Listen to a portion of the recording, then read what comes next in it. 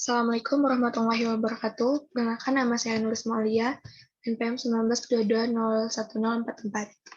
Di sini saya akan mempresentasikan laporan asuhan keperawatan keluarga pada kunjungan keluarga dengan riwayat hipertensi. Nama kepala keluarga Tuan T, alamat Bantul Gedung Kuning, Yogyakarta.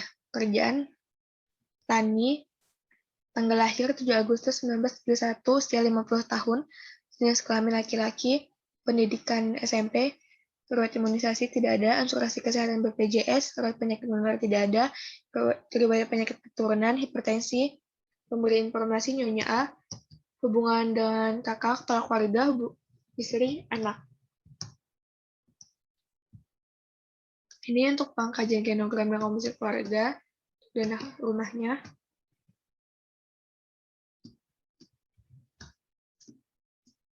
Dalam rumah, tinggal bertiga bersama istri dan anak. Untuk tipe keluarga inti, suku bangsa Jawa, agama Islam, status ekonomi menengah, penghasilan UMR domisili sejuta 500 per bulan, pekerjaan tani, keadaan dalam rumah, ventilasi baik, konsumsi air cukup, listrik atau penerangan baik, toilet bersih, sistem kebersihan dalam rumah baik, perubahan rumah tangga tertata, lantai bersih, dinding tidak ada masalah. Untuk lingkungan di luar rumah, sampah dibakar, drainase baik, hewan peliharaan ada, yaitu kambing. Untuk informasi tetangga dan masyarakat, posyandu ada, posbindu ada, puskesmas keliling tidak ada, puskesmas pembantu tidak ada, puskesmas induk tidak ada, klinik swasta ada. Untuk kendaraannya motor. Untuk informasi jaringan sosial, pasar, warung, toko, kelontong, sekolah, TK, SD, SMP, SMA, arisan atau desa wisma, kumpulan RT, Karang Taruna, dan Pusbangga. Untuk gambar ekoma keluarganya itu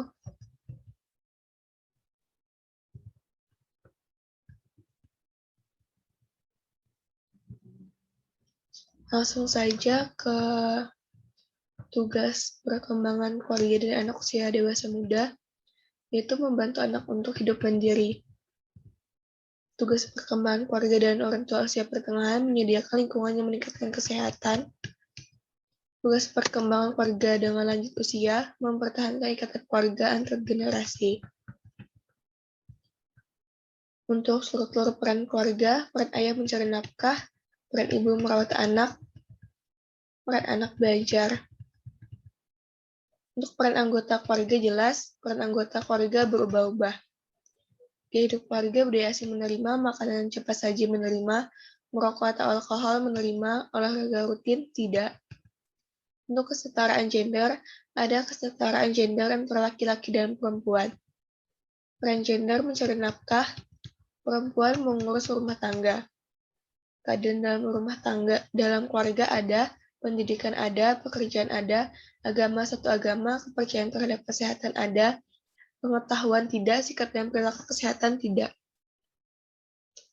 Untuk proses komunikasi, elektronik, komunikasi handphone, penerima pesan orang tua, kejelas komunikasi keluarga, komunikasi fungsional, hubungan keluarga dan tetangga dan masyarakat baik, kekuatan keluarga ayah, proses pengambilan keputusan keluarga bersama musyawarah. Untuk fungsi efektif, keluarga saling mengasihi, keluarga saling menyayangi, keluarga saling memahami. Untuk fungsi sosialisasi, keluarga membolehkan anak bermain atau berkumpul di luar rumah. Keluarga membolehkan suami atau istri mengikuti kegiatan di masyarakat dan kantor.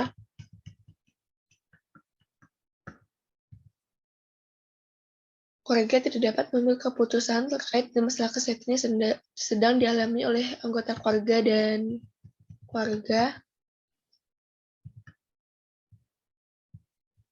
Untuk keluarga memanfaatkan fasilitas pelayanan kesehatan, posyandu rutin, posbindu iya, klinik swasta tidak, dokter swasta tidak, puskesmas ya, rumah sakit tidak.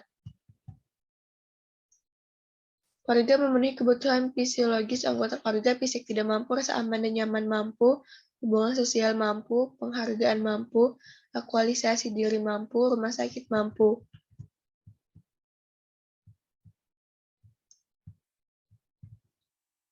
Untuk pengkajian persepsi keluarga tentang kesejahteraan keluarga, itu pertengkaran dalam rumah tangga,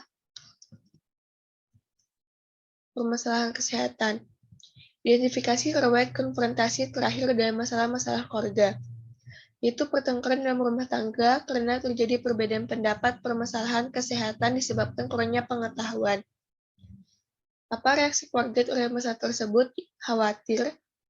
Hal yang telah dilakukan untuk pemecahan masalah tersebut, membicarakan masalah bersama-sama dan bermusyawarah untuk mengambil keputusan tentang masalah tersebut.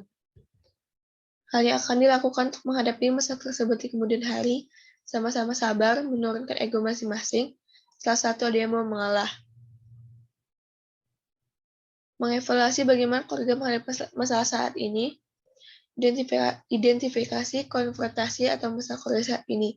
Anggota keluarga yang sakit, reaksi keluarga, khawatir, bingung, dan takut. Hal yang akan dilakukan untuk menghadapi masalah tersebut kemudian hari, selalu kontrol ke rumah sakit atau puskesmas dan menjaga pola hidup sehat.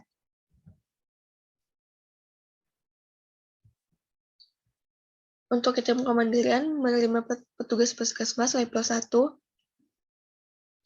menerima pelayanan kesehatan sesuai rencana level 1, menyatakan masalah kesehatan secara benar level 1, memanfaatkan fasilitas kesehatan sesuai anjuran level 2, melaksanakan perawatan sederhana sesuai anjuran level 2, melaksanakan tindakan pencegahan secara aktif level 3, melaksanakan tindakan promotif secara aktif level 2. Untuk pengkajian dan 5 kunci pertanyaan, 5 key question. Ketika menghadapi permasalahan keluarga dan kesehatan, apa yang keluarga saling khawatirkan? Tidak mampu mengidentifikasi, mengolah cara perawatannya, dan menemukan bantuan untuk mempertahankan kesehatan.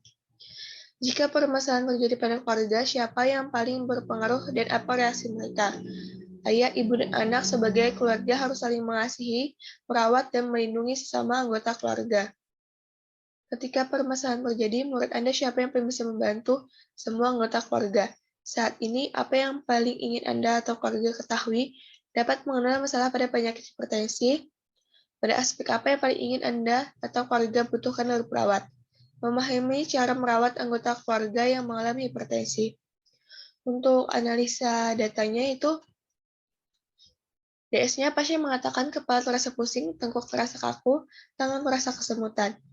DO pasien tampak lemas, mata sulit untuk dibuka, tekanan darah 170/110, nadi 92 kali per menit, frekuensi pernapasan 24 kali per menit, suhu 36,8 derajat Celcius. Untuk masalahnya ketidakefektifan perfusi jaringan perifer, etiologi kurang pengetahuan tentang faktor yang dapat diubah. Yang kedua, DS, keluarga mengatakan tidak dapat mengenal masalah pada penyakit hipertensi. Keluarga mengatakan tidak tahu cara melakukan perawatan hipertensi. DO, pada saat wawancara, keluarga tampak bingung menjawab pertanyaan terkait penyakit hipertensi. Masalah defisien pengetahuan, etiologi kurang sumber informasi. Untuk intervensinya, diagnosa yang pertama, ketidakefektifan perfusi jaringan perifer. Saya mengambil NOK-nya dengan manajemen diri hipertensi 3107. Untuk NIC-nya manajemen hipertensi 4162. Dan untuk diagnosa yang kedua yaitu defisien pengetahuan.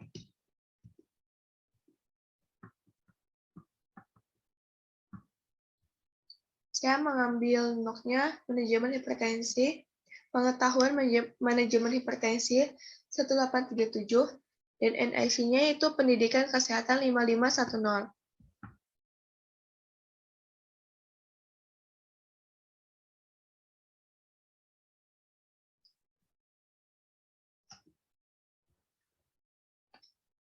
Untuk evaluasinya yaitu yang pertama, ketidakefektifan perfusi jaringan perifer. S, Tuan T, dan Nyonya A mengatakan tanda dan gejala hipertensi, yaitu pusing, peningkatan tekanan darah, dan peningkatan nadi. O, Nyonya A dan Tuan T mampu menyebutkan 3 dari 4 gejala hipertensi. Nyonya A dan Tuan T tampak memahami pengertian hipertensi. A. Masalah belum teratasi. B. Lanjutkan hipertensi.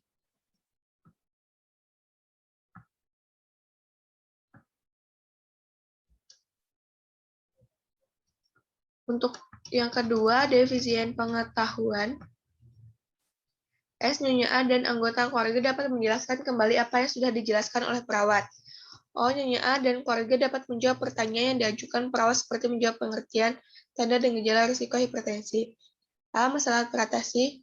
B. Hentikan intervensi. Tindakan yang saya lakukan yaitu Menkes kepada keluarga tentang penyakit hipertensi, perawatan hipertensi, dan pencegahan hipertensi maupun makanan dan minuman yang tidak dapat dikonsumsi. Untuk dokumentasinya, baik, sekian presentasi dari saya, kurang dan lebihnya saya mohon maaf. Assalamualaikum warahmatullahi wabarakatuh. Stop kan?